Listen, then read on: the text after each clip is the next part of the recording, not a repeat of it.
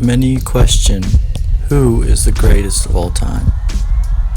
Some say it's LeBron James.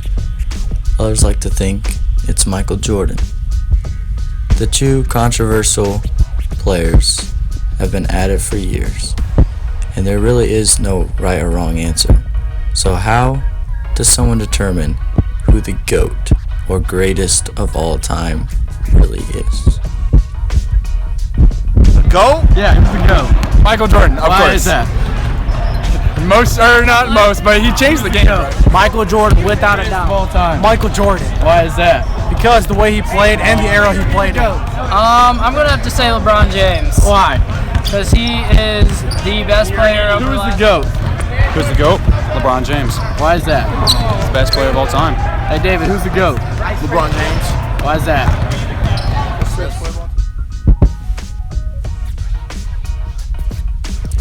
The greatest of all time, Michael Jordan. Through his years and years of success, countless MVPs, countless NBA championships, Rookie of the Year, scoring titles, NBA Defensive Player of the Years, he's got it all. But what's most impressive is the way he changed the game, the way he played, to transform the entire game of what it was and what it is now. There will never be a player like Michael Jordan. When you talk about the debate of who's the greatest player of all time, and you include the two names of LeBron James and Michael Jordan, I think that they're both incredible talents. I go back to when Michael came through the NBA, you didn't have the influx of high school players like you do now. You also had 26, 27 teams in the NBA, where now you have 30, I believe. So that kind of waters down the league, because the best players are maybe spread out a little bit more.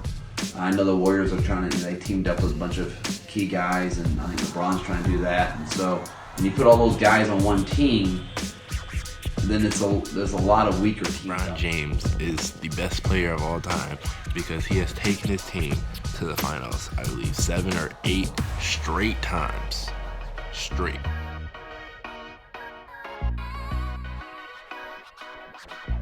Back when Michael came through in the 80s and 90s, you had so many strong teams. The East was so difficult just to get out of with the teams that they had and the players they had in the East.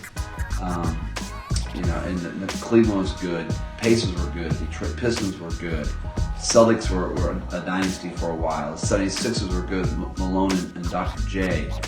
Atlanta Hawks was good.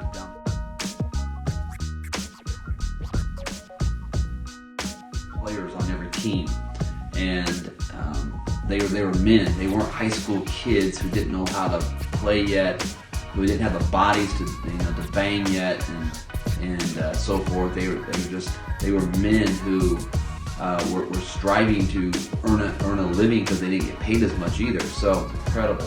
Where LeBron, right now the league's more watered down. Not as many good teams. There's some really good players, but they're all kind of going to a couple of teams. So you have, of your 82 game schedule, you don't have it night in, night out.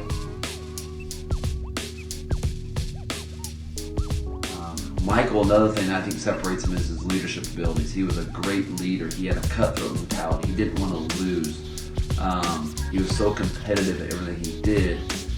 I don't see that in LeBron every night. I see LeBron in the championship game, the one year with the Heat, he didn't show up.